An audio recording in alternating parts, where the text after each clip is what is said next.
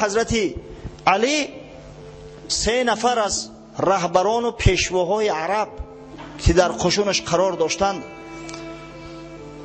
به حیث سفیر به نزد حضرت معاویه فرستاد. یکی از ایشان بشیر ابن عمرو انصاری بود، دیگر شبس ابن ربعی سهمی بود و نهایت سومی سعید ابن قیس همدانی. اما متاسفانه به سبب تیز خلقی شبس ابن ربعی که سخنهای بسیار دغل و درشت به معاویه رضی الله عنه گفت، همین سفارت به نتیجه نه انجامید. عاقبت کار به آن رسید که سخنهای دغل و درشت بین همدیگر رد بدل کردند و سفیرها به نتیجه بازگشتند. وقتی که آمدند حضرت علی قشون را بین سرلشکرها تقسیم کرد و گفت اگر ما به یک جایگی جنگ کنیم آدم زیاد تلف می شود، مسلمان زیاد بیجان می گردد، از همین خاطر گروه گروه جنگ خواهیم کرد. ما گفتیم که قشون به نهایت زیاد بود. از جانب شامی ها به قول اصح 150,000 نفر شرکت میکرد. از جانب عراقی ها نیز از 120 تا 130,000 نفر، قریب 300,000 نفر قشون بود از دو جانب. و تمام شهسوارا، تمام پهلوانای اسلام و عرب همه در این جنگ شرکت داشتند. بزرگترین شخصا، سردارای قبیله ها، بعضی قبیله ها مطلق به کلی به تمام جوان مردای جنگاور شو در جنگ شرکت داشتند. از این خاطر میان سرلشکرها حضرت علی تقسیم کرد روزهای جنگ، گفت که آهسته آهسته برآمده و جنگ کنید. از میان سرلشکرهای علی رضی الله عنه اونانی که به نوبت به جنگ میبرآمدند، قبل از همه اشتری نخعی را میتونیم نام بر کنیم. از همه زیادتر اشتری نخعی میبرآمد. و نیز بعضی از سرورای عرب، سرورای اسلام مثل زیاد ابن ناظر تمیمی و خالد ابن معمر که از بنی ربیعه است، سرور قبیله بنی ربیعه، و عدی ابن حاتم پسر حاتم تای از بنی تای، و حضرت عمار ابن یاسر 90 ساله، و قیس ابن سعد، همون قیس ابن سعد که پسر سعد ابن عباده رضی الله عنه بود.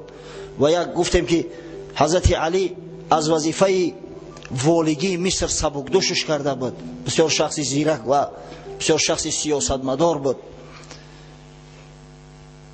از جانب حضرت معاویه لشکر شام با نوبت عمرو ابن عاص و ذوالکلاء حمیری و عبیدالله ابن عمر پسر حضرت عمر رضی الله عنه و شرحبیل ابن سیمت و حبیب ابن مسلمه، یا همه پهلوانای نامدار هستند. حبیب ابن مسلمه را یا تان باشد در زمان وقتی که درباره خلافت حضرت عثمان صحبت میکردیم، ای گفتیم همون پهلوان اسلام است که وقتی که زنش پرسید که در کجا ملاقات میکنیم، گفت یا در خیمه سرکرده رومی ها یا در جنت. بعدا هجوم کرد، قشون رومی ها را شکست داد و وقتی که بازگشت آمد در خیمه سرور رومی ها داخل شد، اویلش در اونجا دریافت که منتظرش نشسته است. همه پهلوانای نامدار، همه قهرمانای عصر زمان خود بودند، با نوبت با همدیگر جنگ میکردند. تمام ماه ذوالحجه با جنگ بین طرفین گذشت. حتی بعضی روزهای میشد که دو نوبت جنگ میکردند، تا پیشین و بعد پیشین. وقتی که سال 37 هجری شروع شد، ماه محرم بود، حضرت علی و حضرت معاویه خشونه از جنگ باز داشتند که یک لحظه صبر کنه. در دل همه یک امیدی بود، یک شعله امیدی بود که شاید بین لشکرها صلح شود و خونریزی قطع گردد. زیرا همه میدونستند که عاقبت این جنگ بسیار خرابی آور است.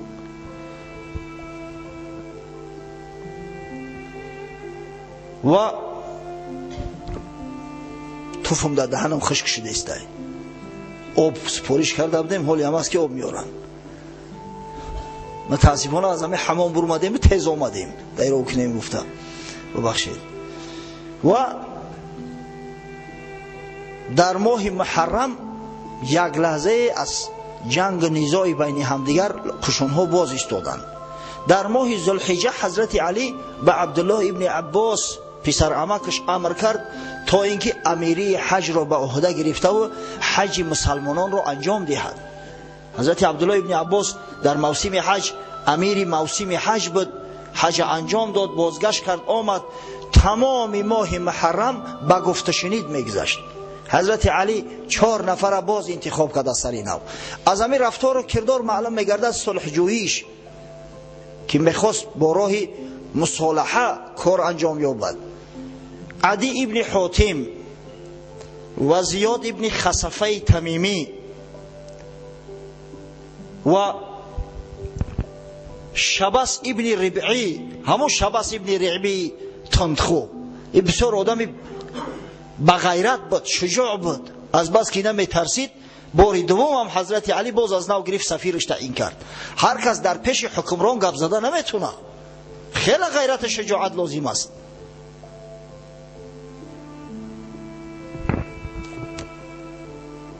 وقتی که نزد حضرت معاویه آمدن در ابتدا عدی ابن حاتم صحبت شروع کرد.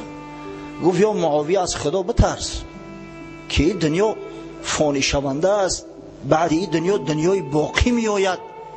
برای این کارها حساب کتاب میکنن در پیش پروردگار. البته که سوال و جواب خواهیم شد.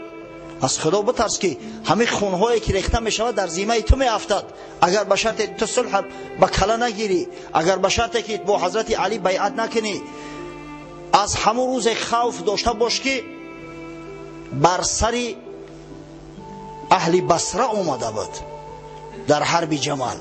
وقتی این سخن گفت حضرت معاویه گفت یا عدی تو گفت مصلح آمده یا مهدد؟ تو برای صلح دادن آمده یا برای ترس هراس دادن؟ تو آمده ما را ترس داده استی تهدید میکنی؟ تو مرا نه ترسان. گفت من فرزندی جنگم، در جنگ کلان شدگیم، از جنگ میترسانیم. گپی خیلی نمیشوه. اگر مصلح اومده باشی مصالحه طلب کن. بعدی زیاد ابن خصفه به سخن در اومد. گفت تو چرا سخنبازی و لجبازی میکنی یا معاویه؟ ما برای آن آمدیم که با تو صلح و صلاح کنیم، صلح پیشنهاد میکنیم. تو از پشت هر یک کلمه و از پشت هر یک ترکیب میدوی. از خدا بترسی کار نکن. گفت ما تو را به سوی جماعت و طاعت دعوت میکنیم. معاویه در جواب گفت اگر جماعت میخواهید جماعت من است.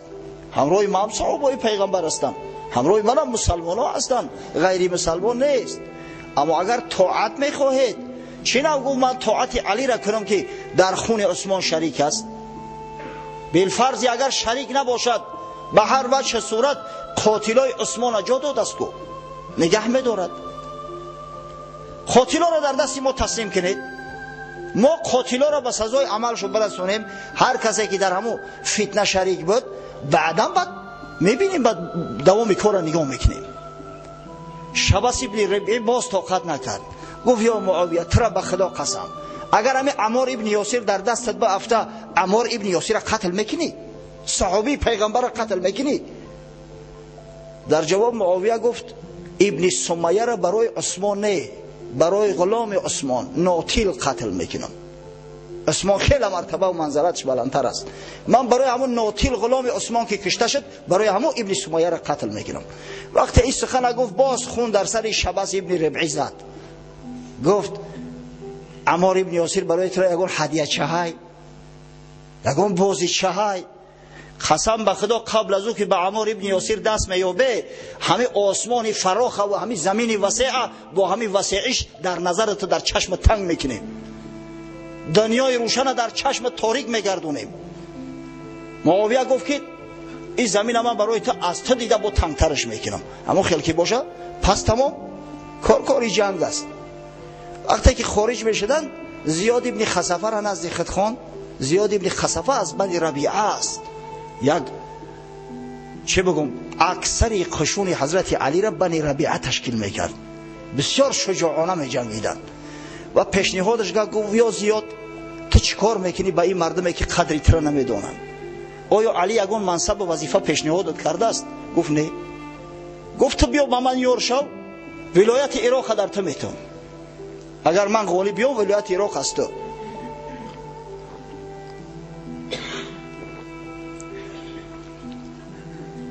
زیاد گفت یا معاویه فقط در یک حالت با تو دوستی و رفاقت کردن میتونم، اگر با علی بیعت کنی. تو شرم نمیداری؟ گفت تو با کی سر پنجه میره؟ با علی؟ علی که بهترین امت اسلامی است در این شرایط، علی که داماد پیغمبر است، علی که پسر عمک پیغمبر است، علی که رسول الله صلی الله علیه و سلم خود تربیتش کرده است. به همین علی خود مقابل میگذاری؟ شرم نمیداری؟ و تو اگر به یک کسی دیگر مقابل میگذاشتی میتونستیم بین شما یکی را انتخاب کنیم. ای بس این مردم عرب گفت این طایفه های بنی حمیر که تو فنچو کردی آوردی، اینا عقل فراست ندارن، اینا علی را از نزدیک ندیدین و اینا هیچ کس قفای تو نمیرفت. وقتی که زیاد خارج شد، معاویه با عمرو ابن عاص مراجعت کرد، گفت این مردم را ببین همش یک گپ میزنن، اینقدر محبت نسبت حضرت علی هیچیشون نداده است، یگان هدیهشون نداده است، چیزی وعدهشون نمیکنه، اما محبت ها ببین نسبت علی. وقتی که بازگشتن اومدن، معاویه نیز از جانب خود 3 نفر انتخاب کرد و به سفارت نزد حضرت علی فرستاد. همو حبیب ابن مسلمه قهرمان و شرحبیل ابن سمت و یک شخص دیگری را همراه اینو کرد. آمدند نزد حضرت علی. حبیب ابن مسلمه سخن شروع کرد، گفت شما خیانت کردید و امیر مؤمنان را به قتل رساندید و در خون او شریک گشتید. به ظلم پادشاه امیر مسلمانان کشته شد. خب بعداً بیعت کردی در صورتی که حق بیعت نداشتی. اگر از خلافت دست بکش و تمام قاتلا و کسایی که در فتنه ضد حضرت اسما شریک هستند به دست ما سپار که به سزای عملشون رسونیم و بعداً واگذار میکنیم به ملت اسلامی که به شکل شورا خلیفه تعیین گردد، همچنانه که حضرت اسما را به شورا تعیین کرده بودند. حبیب ابن مسلمه واقعا قهرمان بود، قهرمان میدان حرب بود، اما حبیب سیاستمدار نبود. اگر سیاستمدار میشد میدونست که با علی چی نوع صحبت کند، سخنی ناتراشیده و ناخراشیده نمیگفت. متاسفانه ایرا مثل همون شبس ابن ربعی فقط جرأت شجاعت داشته خلاص. تا به حال مردم ما گمان میکنن که این سیاست یک کار زیادتی است، در وقتهای خالی همه به سیاست دست بزنن. اندیشه نمیکنن که سیاست بسیار کاری مشکل است. سیاستمدار کسی را میگن که از بین سطرها خوانده تواند. سیاستمدار کسی را میگن که با ایما و اشاره سخنی رقیب درک کند و با ایما و اشاره رقیب بفهمونه، آشکار گپ نزنه. این کار رفتارای اینا میکردن. با یک نفر سرلشکر خاص بود، بله با یک قماندان درست بود، اما با سیاستمدار زیبنده نبود. طرز سخن گفت که حضرت علی با همون حلم و بردباری که داشت کفید. گفت من انت لا ام لک و هذا النسب و هذا العزل. تو کی هستی؟ گفت به مادر. تو بدبخت را کجا و عزل کردن نسب کردن خلیفه ها کجا؟ این چی سخن است گفته استی؟ بدبخت به سعادت، نه تو نه معاویه سرداری تو حقوقی در شورا شرکت کردن ندارن، حقوقی پیشنهاد کردن ندارن. به غضب اومد. تو کی هستی؟ گفت ابله. تی احمقه که فرستاده است از من. و این حبیب ابن مسلمه را، راستی حبیب ابن مسلمه را اکثریت میگن از تابعین بود، اما در بعضی روایات اومده است که در عهد پیغمبر صلی الله علیه و سلم تولد شده است. میگویند تولدش در عهد پیغمبر بود، اما طفلک بود وقتی که رسول الله صلی الله علیه و سلم از دنیا گذشت. گفت حالی اگر در جنگ ببینی بعد میفهمی من کی هستم. حبیب ابن مسلمه به جانب حضرت علی اگر گفت آسمان و زمین لشکری ته شود، هجومی پشه چی آورد خلل بر مایه فیل؟ از دستی ته چی کار می آید؟ اگر خداوند مرا باقی مانه، من تو را باقی نمیمانم. گفت ابله. شرحبیل ابن سیم در بین در اومد، گفت یا امیرالمؤمنین. اکا امیرالمؤمنین نمیگن، گفت یا علی. اینا امیر مؤمنین بودن حضرت علی را قبول ندارن. گفت یا علی، یگون سخن دیگر هم داری برای ما بگوی؟ گفت بله. به معاویه برسونه که پیغمبر خدا صلی الله علیه و سلم از زمانی که اسلامش آشکار شد، علی مسلمان شد. همیشه در پهلوی پیغمبر صلی الله علیه و سلم بود و او ذوالفقاری که رسول الله صلی الله علیه و سلم به علی هدیه کرده است هنوز هم در دستش. و این طایفه که امروز دعوا میکنن، دعوای عزل علی میکنن، اینا حقوق انتخاب کردن خلیفه را ندارن. زیرا اینا وقتی که حضرت علی را غضبش کرد، گفت اینها بعد فتح مکه از ترس هراس مسلمان شدن.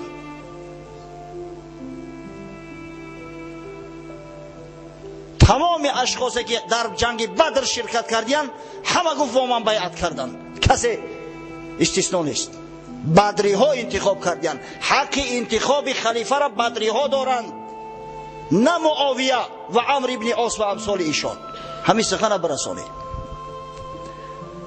بعد سخنهای زیاده در بعضی تاریخ ها اومده است، از جمله امام طبری آورده است که او قدر اصل ندارن. از حضرت علی گفتن او سخنها او قدر زیبنده نیست، من گمان میکنم.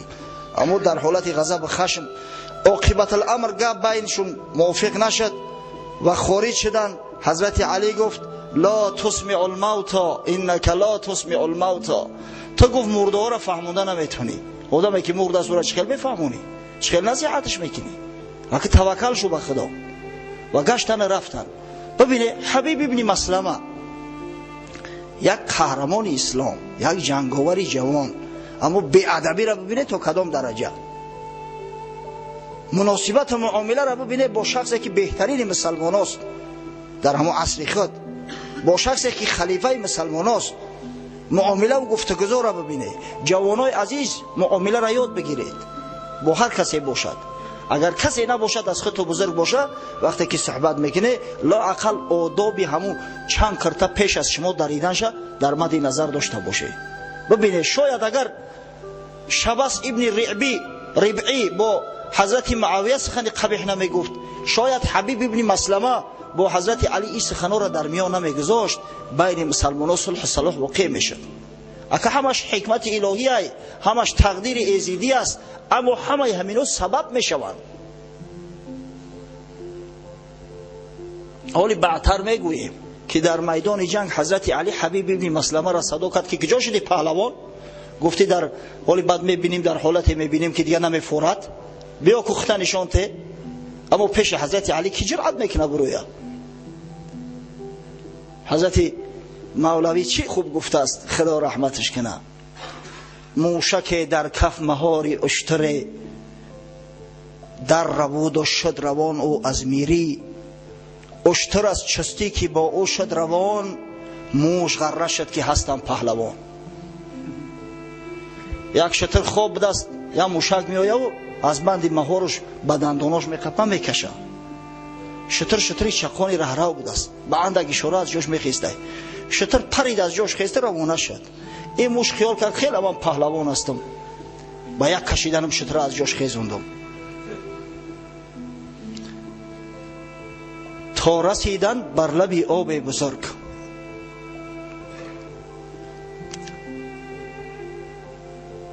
موش پیش شتر از قفا روانه شدن. اومدن که در راه دریا برومد، دریای کلان. موش آنجا ایستاد و خشک گشت. گفت اشتر ای رفیقی کوه دشت، این قلاووز چیست حیرانی چرا؟ پا بینه مردانه اندر جو درو. این توقف چیست حیرانی چرا؟ پا بینه مردانه اندر جو درو. تو قلاووزی و پیشاهنگی من، در میان رحمه باش و تن مزن. در لب دریا موش دیگه میخ شد بیچاره. شتر گفت برادر چی جا ایستاده؟ تو دعوای امیری داری، دعوای پیشوایی داری، تو لجام ما را گرفته پیشانداز کرده آورده استی در میان راه نبیست. مردی حقیقی در بین راه دیگه نبیست، لغت که برا. گفت این آبی شگرف است و عمیق، من همه ترسم زی غرقاب رفیق. گفت آبی کلان میتوه، میترسم که آب میبرم. گفت اشتر تابو بینم حدی آب، پادرو بینهاد آن اشتر شتاب. گفت تازانوس آب ای کورموش، از چه حیران گشتی و رفتی زی هوش؟ شتر گفت خوبه آب یا بینام. در اومد آخه او آب در شتر به همه زانوهاش حیله میرسید است. ای کورموش گفت ای آب همه حیله به زانو را میرسد، تو چی قدر تلخت کفیده است؟ بیا گفت لغت که رفتیم. گفت موری توست ما را اژده هاست، که زی زانو تا به زانو فرق هاست. گر تو را تا زانو است ای پرهنر، مرمر و 100 گز گذشت از فرقی سر. گفت آخه من زانو ما به زانوی تو قیاس کنم؟ او آبی که تو را به زانوت میرسه او را ای بالای سرم 100 گز پناه میکنه میگذره میروه. گفت گستاخی مکن باری دیگر، تا نسوزد جسم جانت از شرر. تا میری با مثل خود موشان بکن، با شتر مرموش را نبود سخن. همون تا که از گفت پاتا به حد کرپا درست که تو موشک چی و با شتر سر بسر شدن چی؟ حبیب ابن مسلمه به پهلوان جنگ ای، اما باید به مثل خودش ها مراجعت کنه، به مثل خودش ها به اون معامله رفتار کنه. حضرت علی کجا و حبیب ابن مسلمه کجا؟ شیر خدا کجا و حبیب ابن مسلمه کجا؟ عاقبت الامر حضرت علی را به غضب آوردن، به قشون امر کرد گفت آماده شوی. و یک نفر فرمان داد از یک بلندی برآمد به لشکر شام صدا کرد که خدا شاهد است. حضرت علی میگه که خدا شاهد است که من خون کسی را نمیخواستم بریزم، اما شما با سرکشی خود، با این راهبرای به فراست خود خودتان در دم خون انداخته. از ما گیله‌ور نشوی. تمام کوششی که در دستم بود سعی بود کردم تا اینکه بین ما جنگ واقع نشود، اما تمام از پگه شروع می شود آماده شوی. کلی لشکر با کلی لشکر جنگ میکنه. بعدا خشونه آراسته کردن. از بس که لشکر به نهایت زیاد بود، همه او لشکر در یک مکان و در یک موضع جو کردن درست نبود. حضرت علی روزها را تقسیم کرد و هر روزی از سرلشکر را تعیین کرد که برو با دشمن بجنگ. روزی چهارشنبه ماه صفر شروع شد جنگ اساسی سیفین. اول شخصی که با لشکر به میدان برآمد اشتری نخعی بود. همون اشتری نخعی گفتیم سرسپرده و سرلشکر بسیار غیور و جسور حضرت علی. در مقابلش حبیب ابن مسلمه برآمد. خیلی با هم دیگر جنگیدن تا بگاه کسی مظفر نشد. باز میگم که کسی با اشتری نخعی در میدان جنگ در جنگ تنبتن نمی برآمد. هر کسی که در لشکر ادعا کرده است برآمده است مبارز خود طلبیده است، اشتری نخعی به مقابلش می اومد باید ضربه میکشتش. برای همین وقتی که میدونستن که این اشتری نخعی است کسی در مبارزه تنبتن به اون نمی برآمد. روز پنجشنبه روز دوم جنگ هاشم ابن عتبه صحابی بزرگ پیغمبر که قاری و حافظ قرآن بود و در جنگ عادتا قرا را پشتیبانی میکرد، یعنی که پیشوای قاری ها بود، او را سرلشکر تعیین کردند. در مقابل ابوالاعور سلمی خارج شد. تا بگاه جنگیدن هر دو طرف هم بسیار ثباتکارانه می جنگید، بسیار جنگی سخت بود. آدم زیاد البته که شهید میشد از هر دو جانب. روز جمعه روز سوم جنگ عمار ابن یاسر در میدان خارج سرلشکر در مقابل عمرو ابن عاص از هر دو جانب هم صحابه های پیغمبر. در روایات اومده است، امام طبری روایت میکنه که حضرت عمار ابن یاسر پیش می جنگید مصفید 90 ساله و عمرو ابن عاص نزدیک آمد، صداش کرد که عمر شرم نمیداری از خدا؟ گفت تو ملک مصر به آخرتت فروختی، آخرت برای ملک مصر فروختی، خیانت کردی، با امیرالمؤمنین با خلیفه بیعت نکردی. عمرو ابن عاص با خبر بود از همون حدیث پیغمبر که گفت یا عمار تقتلک الفئة الباغیه، ای عمار ترا لشکری سرکش، لشکری ظالم میکشه. از همین عمرو ابن عاص با خبر بود، جرأت نمیکرد نزد عمار بیاید. تا بگاه جنگ کردن، حضرت عمار ابن یاسر توانست که قشون عمرو ابن عاص کمی قفا اندازه، پیشتر رفتن. روز چهارم جنگ روز شنبه بود، روز شنبه. در روز شنبه پسر حضرت علی محمد ابن حنفیه سرلشکر تعیین شد. بیرق در دست محمد ابن حنفیه داده شد. از جانب مقابل عبیدالله ابن عمر پسر حضرت عمر. ای را ببینید، از یک جانب پسر حضرت علی، از جانب دیگر پسر حضرت عمر. جنگ در جوش و خروش بود که عبیدالله ابن عمر محمد پسر علی را دعوت کرد به جنگ. مردی گفت بیا به مبارزه، به میدان برو. محمد ابن حنفیه روانه شد. حضرت علی نگاه میکرد از قلب لشکر، گفت کی است؟ گفتن محمد است، پسرت بر ضد عبیدالله جنگ رفته است. فرزند بسیار شیرین است. ببینید حضرت علی 58 ساله بود، پسرش که دید طاقت نکرد، از پتازان به میدان. گفت محمد صبر کن، خودش پیش رفت. گفت یا عبیدالله بیا. عبیدالله گفت من با تو جنگ نمیکنم. گفت مردی بیا، پهلوانی میجنبونی، بیا میدان ای دلیره. اما عبیدالله جرأت نکرد نزد حضرت علی بروید، خفا گشت برفت. اومد که پسرش مذمتش کرد، گفت پدر جان چرا نگذاشتی من جنگ کنم؟ گفت من پهلوانم، منم پسر علیم.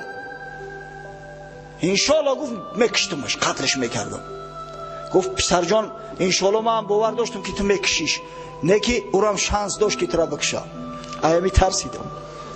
فرزندی حال یک سرسیحک تولد که کلانش که بعد میفهمی به قدری فرزند میرسی. خب روز پنجم جنگ روز یک شنبه حضرت عبدالله ابن عباس خارج شد، شاه مفسرای قرآن، ترجمان قرآن. در مقابلش ولید ابن عقبه ابن ابی معیط، برادر حضرت عثمان، برادر مادریش است. و این ولید ابن عقبه ابن ابی معیط سخنای قبیح ناشایسته گفت درباره هم حضرت عبدالله ابن عباس، هم عموما بنی هاشم، هم حضرت علی. از دور صدا کرد شما خلیفه مسلمانان را کشته، شما فلان کرده، بسمدان کرده، امروز به سزای عملتون میرسه. اما شاه مفسرای قرآن نعره زد، گفت یا ولید زنک باری در پشت قشون به جانش، بیا میدان، بیا جنگ گپ داری در میدان گپ زن. اما ولید ترسید. حضرت عبدالله ابن عباس قصه میکنن یکی از بهترین جنگهاش بود، تا آخر تا بگاه در صف لشکر و در صف پیش بر ضد خصمها جنگید. بگاه شد، قشون برگشتن. قشون به نهایت زیاد از ثباتکاری از حد زیاد نشان میدادن از هر دو جانبم. قبیله بنی حمیر اکثریتش قسم یاد کردن نزد معاویه که جانمون فدا میکنیم، یعنی قسم به خون سوگند یاد کردن، پیش خدا نظر کردن که مقصد ما در راه محافظت، در راه جنگ با دشمن جانمون فدا میکنیم، بتر محافظت میکنیم. همه طایفه مردم حالی هم هستن، کامیکادزه میگن. شو شنیده؟ کامیکادزه یعنی شخصی که خچه با کشتن میده. در وقت جنگ های SSR با یاپونیا، اما جنگ دوم جهان دا عموما یاپونزا کامیکادزه داشتن. مثلا در پیش پولمیاد می ایستاد، ما بودویا که نه ترسم و نه گریزم گفته، می گرفت با زنجیر دستش در پولمیاد محکم میبست، کلید دور میپرتافت در یگون دریا. اگر دیگه گریختن هم که میشد گریختن نمیتونست در پیش پوشکه یا که مثلا در یک ترپید میشناندنش، همون را اداره میکرد، میبرد در کشتی دشمن میزد، خشم میکشت. همیاره کامیکادزه میگن. یا در آسمان تیارش میگرفت میبرد در سمالیوت دشمن میزد میکفان. علمی یک عده به نهایت زیاد قشون حضرت معاویه سوگند وفاداری یاد کردن که تا آخران قطره خون محافظتت میکنیم. برای هم بسیار با ثبات جنگ میکردن. قصه کوتاه روزی دوشنبه شد. روزی دوشنبه قیس ابن سعد پسر سعد ابن عبیده خارج شد. در مقابل ذوالکلاء حمیری سرور قبیله بنی حمیر، بسیار قبیله کلان است، قبیله سرشمار است. از حمیری ها کسی از جانب حضرت علی جنگ نمیکرد. این مردم اصلا در همون شام زندگی میکردن، با حضرت علی آشنایی هم نداشتن. از همون خاطر از همون ابتدا که معاویه را میشناختند با حضرت معاویه بیعت کرده و همیشه از او پشتیبانی میکردن. روز دوشنبه هم هیچ نتیجه نداد. روز سه‌شنبه با نوبت اشتری نخعی شد. وقتی که روز سه‌شنبه جنگ تمام شد، حضرت علی گفت با این مردم خرخشه تا بکی همه قشون ابراره. روز چهارشنبه لشکر را آماده کردن. دیگه پهلوانای جدا جدا نه، تمام صف لشکر. از جانب میمنه حضرت عبدالله ابن بدیل صحابی بزرگ پیغمبر را تعیین کرد. از میمنه لشکر، از بنی خزاعه است. از جانب میسره، از جانب چپ سرور سرلشکر عبدالله ابن عباس بود. در سوارها، در قشون سواره اشتر نخعی را حکمران تعیین کرد. در پیاده ها عمار ابن یاسر، در قاری ها گفتیم جداگونه جنگ میکردن. در قاری ها هاشم ابن عتبه و یک نفر دیگر با نام، یک قاری دیگری بود با نام مسعر ابن فدکی تمیمی از بنی تمیم. این جوان مرد به خیانت میکنه، ولی گپ میزنیم که چیکار کرد. از جانب حضرت معاویه لشکر شام هم سفارایی شد. میمنه لشکر به ذوالکلاء حمیری داد. در جانب میسره حبیب ابن مسلمه را سردار تعیین کرد. عمرو ابن عاص سرداری تمام کاوالری تعیین کرد، اسپکیا. و شرحبیل ابن سمت سردار پیاده ها همراه ضحاک ابن قیس تعیین کرد. خود در قلب ایستاده بود. 11 صف گرفته بودن شامی ها، 5 صفش همو کمیکدزی ها بودن. بس سلاحاشو خشونا بستن، سلاح را گرفتن، همدیگر را از میانو بستن که همه متحد باشن، یک صف باشن. 6 صف دیگه پیشتر بود، این 5 صف حضرت معاویه را محافظت میکردن. تصور کنه 11 صف. از جانب کوفی، از جانب عراقیان 11 صف بود و جنگ شروع شد. اگه تصور کنید تمام عامه زیاده از 100,000 از یک طرف، 150,000 از طرف دیگر. جنگ به نهایت شدید شروع شد روز چهارشنبه. از هر دو طرف هم کارنمایی های به نهایت سخت می رفت. چی جوان مردای در این راه شهید گشتند از هر دو جانب. تا بیگاه جنگیدند، غلبه یگان طرف نبود. وقتی که شام شد لشکر از همدیگر جدا ساختند. حضرت علی در میان لشکر میگشت گفت مردم خدا را عبادت کنید، از خدا نصرت طلب کنید، از خدا نصرت طلب کنید و شب نماز خوانید، نماز تهجد. ما را خشمونه میتا همه کاری دولتی را بهانه کرده و نماز تهجد نمیخیزیم که نماز بخونیم. مردکو را ببینید که فردا باید جنگ کنن، در جنگ چقدر انرژی صرف میشه و اکثر قشون تا صبح خواب نکردن، در عبادت خدا بروز کردن. از جمله خود حضرت علی دعا کرد که پروردگارا ای خدایی که صاحب زمین و آسمان ها هستی، همه را تو آفریده ای، همه در قبضه قدرتی توست. پروردگارا اگر تو ما را نصرت دادی قلبونه حلیم بگردان که جور و ظلم نکنیم نسبت طرف مقابل من. اما اگر اونا نصرت یا من پروردگارا جام شهادت بابا چشم، اگر او طرف غالب بیاید من آرزو دارم که جام شهادت هم من بچشانی که در میدان جنگ شهید شوم.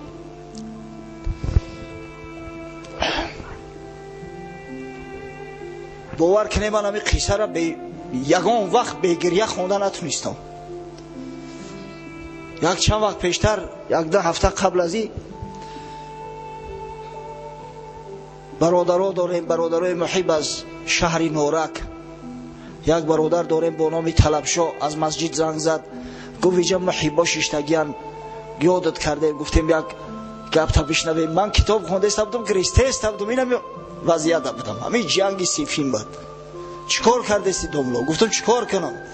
قصه شهادت حضرت عمار ابن یاسر را میخوانم و گریه دارم. بسیار جنگ قتال بود. جنگ به نهایت جنگ سخت بود، جنگ بین مسلمانان بود.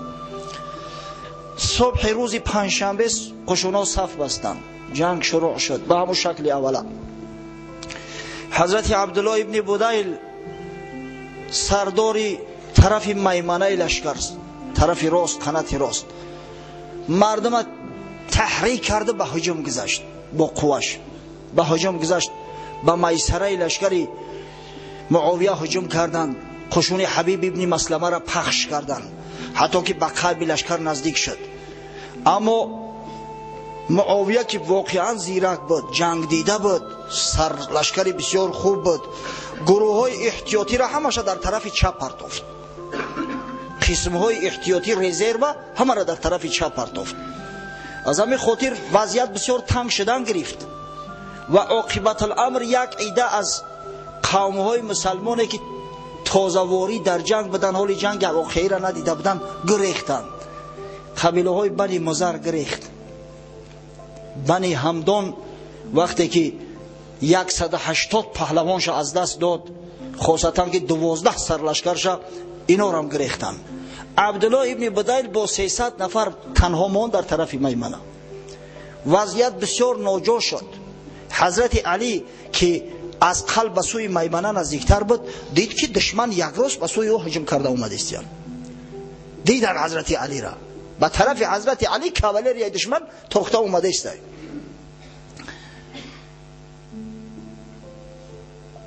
پسرش امام حسن گفت پدر جان، اندک شتاب که طرف میسره رفته است، یعنی حقیقت فرزندش. امام حسن و امام حسین محمد محمد حنفیه همراهش هستند.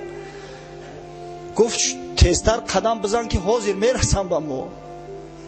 گفت جان پدر، یک روز گفت به سر پدرت مرگ میآید که نه به تاختن از او گریخته میشود، نه به آهسته رفتن، نه به ملایمت، نه به سختی و صبر. از چنگال مرگ کسی نگریخته است. تو مرا شتاب نکنون. همه قشون نگاه دارن که علی چی کار میکنه. اگر حوزی من بگریزم این قشون چی گمان میکنن؟ وقتی که سرلشکر گریخت تمام قشون میگریزه. یکی از موالی یک غلام آزاد شده ابو سفیان رضی الله عنه که بسیار خلاصه پهلوان بود، بسیار قوی بود، با نام احمر، با جانب حضرت علی هجوم کرده است. اگر میگه من تو را قتل نکنم، خدا من را قتل کنه. هجوم کرده اومده است که سری رهش مولای حضرت علی کیسان گرفت، غلام آزاد کرده حضرت علی. بینش جنگ شد. این احمر غلام مولای بنی امیه کیسان کشت. بعد به جانب حضرت علی آمد. حضرت آرام صبر کرد. وقتی که نزدیک شد، با یک دست از گریبان درعش گرفت، با دست دیگه از کمربندش. عبدالرحمن سلمی راوی میگه که قسم به خدا یک وقت دیدم که پاهاش ای سر حضرت علی بالا شد، گرفت به همون بوجوسه تواناش حضرت علی از بالای اسب که انداختش، رفت زد، بازو و کتف راستش شکست.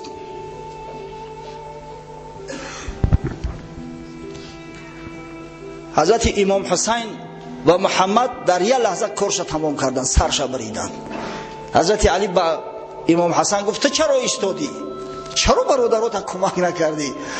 گفت یا امیرالمومنین، او 2 نفر بسن، ای دستی او دیگه کسی اینده میمونه، به من نمیرسی. هر قدر التماسش کرد پدرجان شتاب کن. تیرها میگه از بالای سر حضرت علی و از بالای کتفش میرفتن، اما همه خیلی آرام و با تمکین آمد به طرف میسره لشکر، به قنات چپ. در قنات چپ حضرت عبدالله ابن عباس بود، همراه قبیله بنی ربیعه. همین قبیله آرام ایستاده بودن، همین قبیله تکان نخوردن. حضرت علی اومد گفت این رویه کی است؟ بیرق کی است؟ گفتم بیرق ربیعه. گفت این بیرق ربیعه نیست، این بیرق خداست، بیرق پیغمبر خدا است. خشو به حال تو. وقتی که بنی ربیعه را تعریف کردن، سرور شو خالد ابن معمر گفت ای بنی ربیعه، خدا شما را دوست می داشته است که مرد مثل علی شما را تعریف توصیف کرد. اگر قسم به خدا گفت در پای علی یک خور بخلد، شما خائن قوم عرب و قوم مسلمان خواهید بود. و بنی ربیعه به نهایت مستحکم ایستادن در جنگ. حضرت علی آمد ضربه دشمن گرداندن، خود آهسته آهسته به هجوم گذاشتن. حضرت اشتر نخعی را صدا کرد، گفت یا اشتر، طرف میمنه لشکر پراکندهش جمع شو بیار. گفتم که این اشتر نخعی همو خشونهای زود عمل بود. روانه شد، بعضی گریزه ها شناختنش، صداشو کرد بیای ای مردم را میشناسه. اول گفت من مالک ابن حارث هستم، بعد اندیشه کرد که ولی مالک ابن حارث بسیاری مردم نمیشناسن. گفت ای مردم من اشتر نخعی هستم بیای. و این اشتر بسیار شخصی معروف و مشهور بود، در گردش جمع شدن. حارث ابن جمحان میگه یک شخص را دیدم مثل شیر بعد دشمن هجوم کرده و ضربه میزند، نزدش آمدم میگه گفتم فداک ابی و امی، منند پدر و مادرم فدات شود، تا کی هستی شیر مرد؟ گفت یا حارث را نشناختی؟ وقتی میگه نقاب از روش کشید دیدم اشتری نخعی است. مردم صدا کردم که مردم بیایه. بعد میگه سوالش کردن که امیرالمؤمنین چه حال داره؟ این بیچاره گریزه ها گمان کرده بودن که حضرت علی به شهادت رسید. اشتر گفت الحمدلله آرام است، اما شما شرمنده شده، عیبه نمیدونه. ای مردم، ولی اون پدرای شما در قبر آرام نمیخوابند. شما زنها را شرمنده کرده، او زنهایی که منتظر غلبه شما در خانه های ایستادیان. شما نخوا امیرالمؤمنین نازنین پرتفته و بگریزه. با کجا میگریزه؟ امیرالمؤمنین علی رضی الله عنه به من امر کرد که به شما خطاب کنم که ای مردم، ای بنی حمدان، ای بنی مزر، شما از جنتی که منتظر تو است به سوی همین دنیای دون میگریزه. کجا میگریزه؟ عیبه نمیدونه؟ آخه از میدان جنگ ریختن گناه کبیره است، شما مرتکب گناه کبیره شده. بعد در گرد اشتر نخعی جمع شدند، باز از سر نو آمدن. وقتی اشتر آمد به نزد عبدالله ابن بدیل رسید، دید در اطرافش 250-300 نفر هستند، خلاص بهش را دفاع کرده استیان. زیاد ابن نظر تمیمی جام شهادت نوش کرده است، شهید شده است. سعسعه ابن سوحان در همین جنگ به شهادت رسیده است. کسایی که بیرق بردار بودند. ای خوشبون ای خود را نمیشه. و اشتر قشون طرف میمنه را از نو در جای خود راست کرد. بنی حمدان که قوم قبیله خودش بودن به اونا مراجعت کرد. ای بنی حمدان، آقای گفت شما شجاعای عرب هستید، شما شیر جیان بیابان هستید، شما نخوا از همین بنی حمیر بگریزید. قسم به خدا گفت در بنی حمیر یک پهلوان نیست که چین یک پری پشه قرب منزله داشته باشه در چشم من. شما نخوا از همین بنی حمیر بگریزید. و مردم شجاع گردان از سر نو آمدن. این روزی پنجشنبه است، الکی بعد نماز عصر کم کم غلبه جانب لشکر حضرت علی گذشت. تا نماز عصر خوب ریخته بودن، اما بین نماز عصر شام هجوم شروع شد به سوی لشکر شام. از طرف میسره لشکر نیز عبدالله ابن عباس با قبیله بنی ربیعه که بسیار قوی و مستحکم بودن به هجوم گذاشتن. معاویه به ذوالکلاء حمیری امر کرد، گفت یا ذوالکلاء، سر راه قبیله بنی ربیعه را گیر که این مردم بسیار سخت جنگیده استند. ذوالکلاء حمیری همراه عبیدالله ابن عمر پسر حضرت عمر آمدند. یک عجیب کاری شده همینجا در تاریخ آمده است. حضرت عبدالله ابن عمر پسر عمرو ابن عاص حدیثی را بیان کرد. گفت من از پیغمبر صلی الله علیه و سلم شنیدم که حضرت گفت یا عمار تقتلک الفئة الباغیه، ای عمار ترا لشکری باغیه، لشکری ظالم، لشکری آشوبگر میکشه. وقتی ذوالکلای حمیری این گپ شنید نزد عمرو بن عاص اومد، گفت یا عمرو مادر در ماتمت بشینه، این چی سخن است من شنیدم؟ آیا پیغمبر گفته بود که عمار ابن یاسر لشکری باقیه میکشه؟ تو ما را به کجا آوردی به جنگ؟ پس ما لشکری باقیه بدهیم؟ حالی گفت من خطیت بعد دیگه خلقم میذارم. این ذوالکلا سرور لشکر بود، ذوالکلا گفتیم سردار قبیله بنی حمیر بود.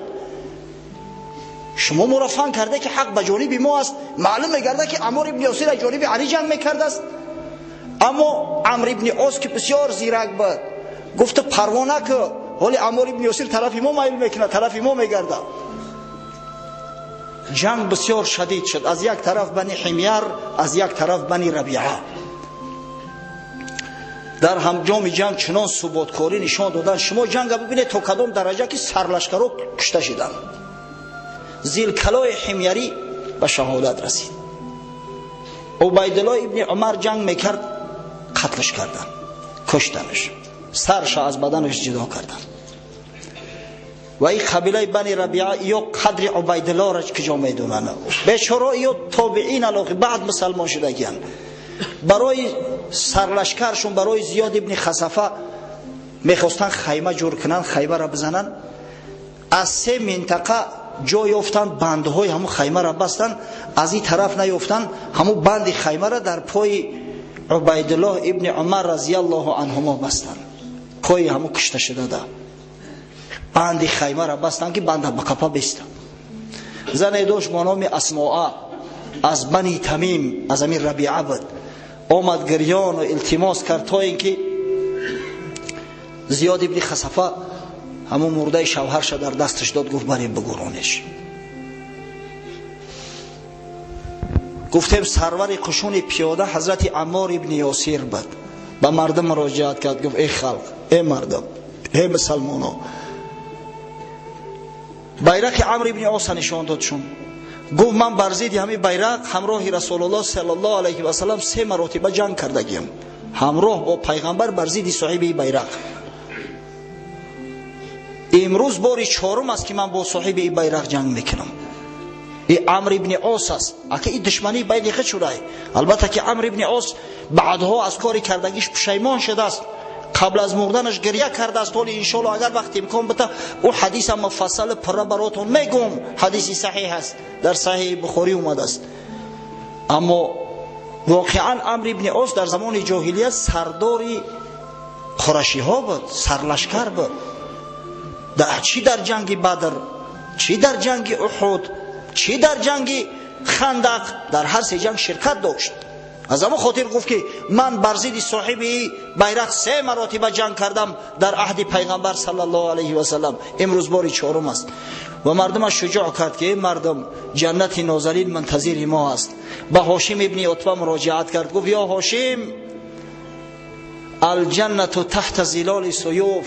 از امر ما چی مونده است؟ گفت ما همراه سرور عالم محمد صلی الله علیه و سلم زندگی را دیدیم، زندگی کردیم، همراه جوان مردا، همراه صحابه ها زندگی کرده بودیم. امروز دیگه زمان دیگر شده است، رفتار و کردار مردم دیگر شده است. با ما چی نمیرسد؟ فقط جام شهادت نوشیدن. و پیش گفت الجنت تحت ظلال سیوف، جنت در زیر سایه شمشیرها است. و هر در روانه شدن. در میان جنگ حضرت عمار وقتی که اندک استراحت میکردن گفت بیاره یگان چی من بنوشم، تشنه موندم. در یک کاسه شیرش آوردن، شیر دید خندید. گفتن یا عمار چی میخندی؟ گفت پیغمبر خدا صلی الله علیه و سلم بشارتم داد. گفت یا عمار آخران شربتی که از دنیا می نوشی شیر است و تو را یک قشون باقیه، یک لشکری سرکش، یک لشکری آشوبگر به قتل می رسونن. انشاءالله از خدا امید دارم که این جام شهادت بود که من نوشیدم. و در جنگ خارج شد.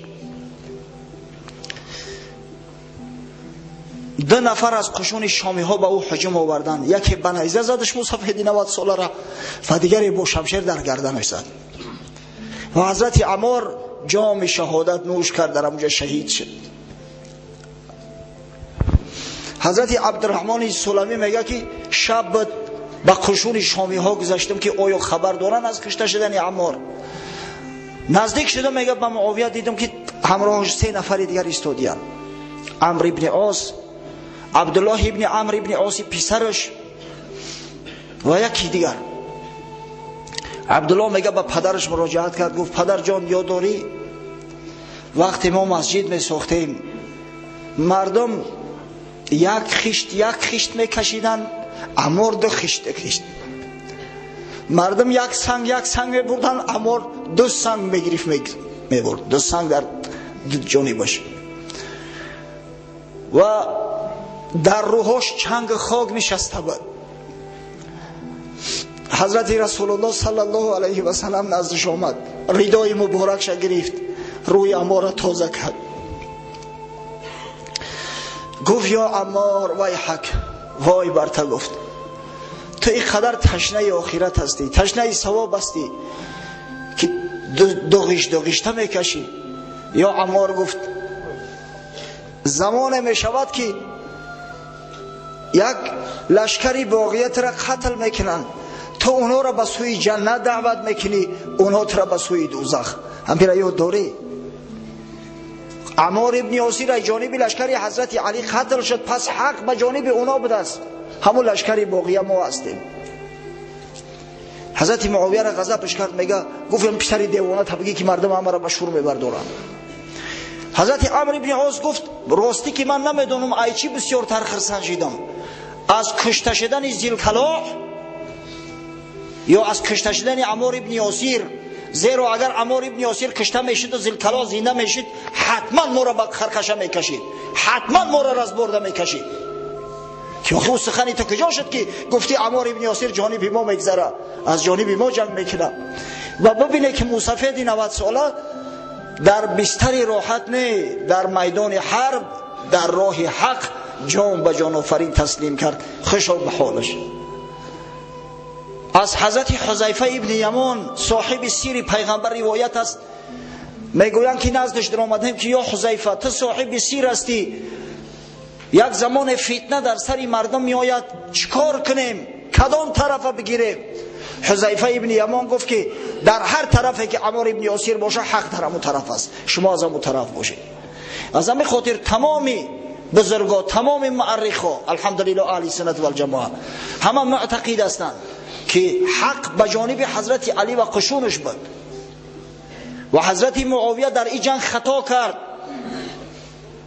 اما از بس که خطا را به اجتهاد کرده است از همین خاطر حوالهش به خدا میکنیم، از بس که صحابی پیغمبر است. صحابه های پیغمبر مرتبه و منزلت بسیار بلند دارند. امید است که خدای تعالی عفوش کنه، امید است که خدای تعالی حضرت علی و او شهدا را راضی گرداند از همدیگر که از هم قصاص طلب نکنند.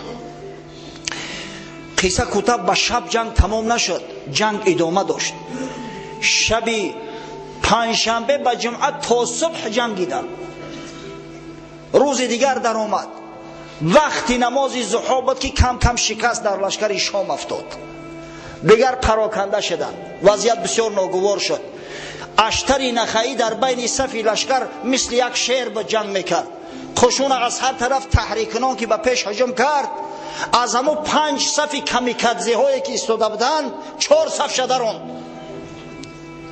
یک صف دیگه مونده بود. معاویه را میدیدن الکی. حضرت معاویه میگه اسب طلب کردم، خواستم در اسب سوار شوم، اما در همین لحظه یک نظم را از ابن اتنابیه در یادم اومد. یک شاعر است که گفته بود که کجا میگریزی با شرم حیا چه خیل زندگی میکنی. معنای شعر همی است مرد باش، با ثبات باش تا اینکه شرف دنیا و آخرت نصیب روزیت بگرده. همین شعر میگه از راه بازم داشت. به عمرو ابن عاص مراجعت کرد، گفت امروز گفت صبر میکنیم، فردا شرف و جود همه طرفی ما میشود، غلبه طرفی ما میشود. یک وضعیت آمده بود که غلبه نزدیک شده بود. قشون شام باید همین لحظه یا لحظه دیگر پاش میخوردند و پریشان میشدند. دیگه هیچ سرکرده و سرورشون نمونده بود که قشون رهبری و قیادت کنند. در همین لحظه عمرو ابن عاص که گفتیم که بسیار زیرک و سیاستمدار بود، گفت یا معاویه یک کار پیشنهادت میکنم که سبب نجات میشود، سبب جمع بین ما و تفریقه لشکر خصم میگردم. با تمام مردم فرمانده تا اینکه قرآن ها را در سر نیزه هاشو بزنن و بردارن، مصاحف بردارن و بگن که ما پیش خدا از ظلم شما پناه طلب میکنیم، باید حکمی بین دو لشکر به قرآن حواله شود، قرآن باید حکم شود در این بین، طبق قرآن باید مسئله حل فصل بگرده. معاویه با تمام لشکر فرمان داد که هر کسی مصحف داره مصحف در سر نیزه بزنه و برداره. همه لشکر مصحف داشتن، 10,000 مصحف با آسمان برداشته شد در یک آن واحد. وقتی این کار دیدن مسلمان‌ها در اندیشه غلطیدن که این چی نو میشود، طرف مقابل به جایی که نیزه‌ش در سینه من بداره با نیزه مصحف برداشته است، چخیل من او را ضربه بزنم؟ در اندیشه غلطیدن که چیکار کنیم. یک عیده از قاری ها، خدا جان ای قاری ها را مست کنه، او قاری اختونه بکنه، آمدن نزد حضرت علی در تحت سرپرستی همون مسعر ابن فدکی تمیمی. گفتن یا امیرالمؤمنین اونا قرآن برداشتن، جنگ بس کردن در کار. حضرت علی گفت ای بی سوادا شما چیکار میکنه؟ زورشان آمد قرآن برداشتن، زیاده از 2 ماه شد که من به سوی همین قرآن دعوت کرده استم، قبول ندارن، شما فهم نخره. امروز از ترس جانشون قرآن برداشت است، یعنی اینا کار تمام شد، یک حمله دیگر مسئله حل میشه. گفتن ما بر ضد قرآن دارو جنگ کنیم، کسایی که قرآن برداشتن. گفت آخه اینا فهم نکنن. ای مردم، این معاویه را من از خوردیش میشناسم، عمرو ابن عاص از خوردی میشناسم، فند اینا را نخره مگر ما به قرآن دعوتشو نکردیم، مگر این قدر شخص وکیل سفیر کرده و به نزدشون فرستادم، پشیمان میشوه، پشیمانی فایدتون نمی. اما سخت ایستادن. گفتن اگر اشتری نخیر پس صدا نکنی، همون کاری را که با حضرت عثمان کرده بودن ما با تو میکنیم. لشکر خود حضرت علی، همین جوانمرگ قاری ها که حقیقتا اینا نه سیاست هم میفهمن نه در جنگ و قدر دل گرده دارن، حضرت علی را تهدید کردن که اگر اشتر را صدا نکنی کاریت را حل میکنی. حضرت علی خانه ابن یزید نزد یزید ابن هانی را ببخشید، نزد اشتر فرستاد که اشتر را صدا کو بیاید. متاسفانه وقتی ما تمام شد، افسوس صد افسوس که در جای از همه عجیبترش اومده بودیم، از جای از همه مهمترین. خیلی انشاءالله حالی هستیم با شما، صحبت ها ادامه خواهند داشت.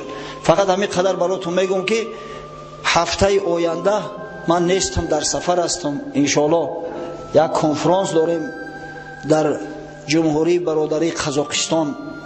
جمعه آینده ما از قزاقستان برمیگردیم، اما تا وقتی نماز با فکرم که رسیده نمیتونیم، شاید بعد نماز باشد. از همین خاطر هفته آینده انشاءالله داملا ابراهیم به سوالا جواب خواهد گفت، یا هر صحبتی که میل داشته باشد انجام خواهد داد، و بعد یک هفته بعدتر صحبت مون از همین جایی که قطع شده است ادامه میتیم. و آخر دعوانا ان الحمد لله رب العالمین.